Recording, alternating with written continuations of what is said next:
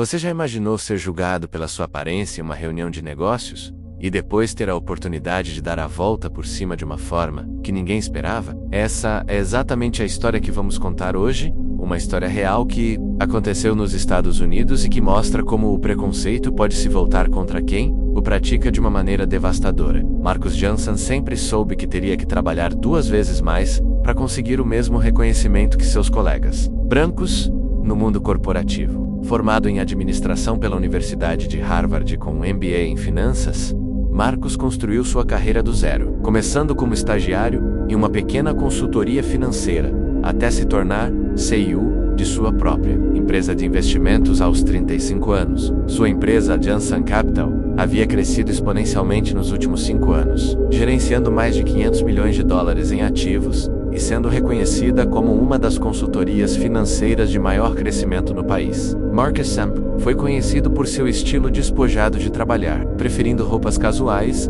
e uma abordagem direta nos negócios, algo que seus clientes adoravam por quebrar a formalidade excessiva do mundo financeiro. Em uma terça-feira de março, Marcus recebeu um convite para participar de uma reunião com os executivos da Whitmore Industries, uma empresa familiar tradicional que estava passando por dificuldades financeiras e precisava de ajuda para reestruturar suas operações. A empresa, fundada em 1952, sempre foi dirigida pela família Whitmore e tinha uma reputação conservadora no mercado. Marcus chegou à sede da Whitmore Industries usando sua roupa habitual de trabalho, jeans escuros, uma camisa polo e tênis confortáveis. Ele carregava apenas uma pasta simples com os documentos necessários para a apresentação. Ao entrar no imponente prédio de vidro e aço, Marcus foi recebido pela recepcionista que o direcionou para o 15º andar, onde aconteceria a reunião. Quando as portas do elevador se abriram, Marcus se deparou com um ambiente completamente diferente do que estava acostumado. O escritório era decorado com móveis antigos, quadros de família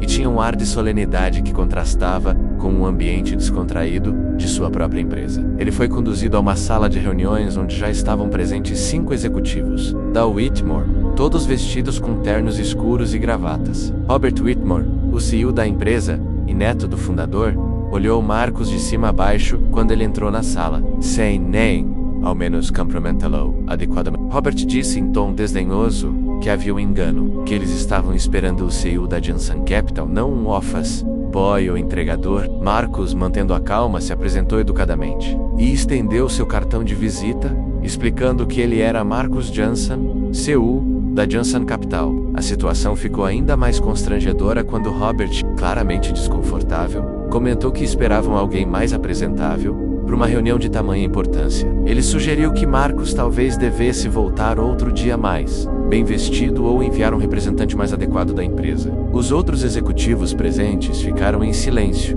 claramente desconfortáveis com a situação, mas nenhum deles teve coragem de confrontar o CEO. Marcus, que já havia enfrentado situações similares ao longo de sua carreira, respondeu com dignidade que sua roupa não definia sua competência profissional e que seus resultados falavam por si só. Ele mencionou alguns dos cases de sucesso de sua empresa e tentou começar a apresentação, mas Robert o interrompeu dizendo que preferia trabalhar com profissionais sérios e que aquela reunião havia sido um erro. Sem perder a compostura, Marcus guardou seus materiais, agradeceu o tempo dispensado e se retirou da sala. Antes do Sarah, ele deixou seu cartão de visita na mesa e disse que se eles mudassem de ideia poderiam entrar em contato. Ao sair do prédio, Marcus não estava com raiva, mas sim determinado a provar que o preconceito dele seria um erro caro. Nos dias seguintes, Marcus instruiu sua equipe a fazer uma pesquisa detalhada sobre a situação financeira da Whitmore Industries. O que eles descobriram foi ainda pior do que imaginavam. A empresa estava com uma dívida de $200 milhões.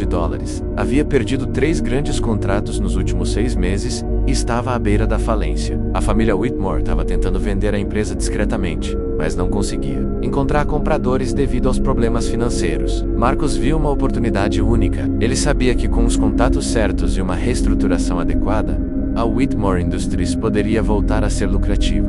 A empresa tinha uma marca forte, uma base de clientes leais e ativos valiosos que estavam sendo mal gerenciados. Durante 3 semanas, Marcus trabalhou incansavelmente montando um plano de aquisição. Ele reuniu um grupo de investidores, incluindo alguns de seus clientes mais importantes, e conseguiu levantar os recursos necessários para fazer uma oferta pela empresa. Marcus não queria apenas comprar a Whitmore Industries por vingança, ele via o real potencial de transformar aquela empresa em um case de sucesso. Quando a proposta de compra chegou ao escritório da Whitmore Industries, Robert ficou em estado de choque. O homem que ele havia expulsado de sua sala por ser muito simples, estava oferecendo 150 milhões de dólares pela empresa, uma quantia que cobriria todas as dívidas e ainda deixaria um lucro para a família. Robert tentou entrar em contato com Marcus várias vezes, mas Marcus instruiu seus advogados a conduzirem todas as negociações. A ironia da situação não passou despercebida por ninguém no mercado financeiro. A notícia vazou para a imprensa especializada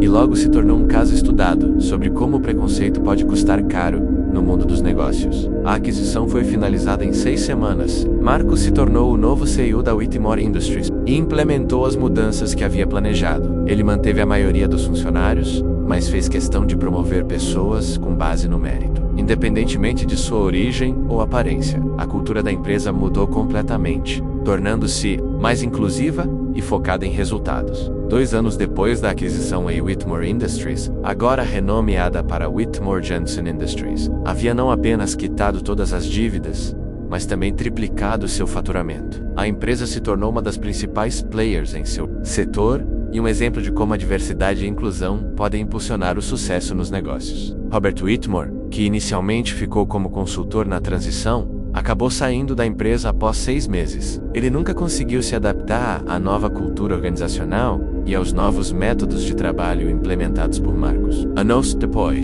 em uma entrevista para uma revista de negócios, Robert admitiu que seu preconceito havia sido o maior erro de sua carreira empresarial. Esta história se tornou um caso clássico estudado em escolas de negócios sobre as consequências do preconceito no ambiente corporativo e como o talento pode ser encontrado nos lugares mais inesperados. Marcus Johnson hoje é considerado um dos seus mais influentes do país e um defensor ativo da diversidade no mundo empresarial. A lição que fica desta história é simples, mas poderosa. Nunca julgue uma pessoa por sua aparência ou origem. O verdadeiro valor de um profissional está em sua competência, experiência e resultados, não em sua roupa ou cor da pele. Mundo dos negócios, como na vida, o preconceito não só é moralmente errado, mas também pode ser extremamente caro para quem o pratica.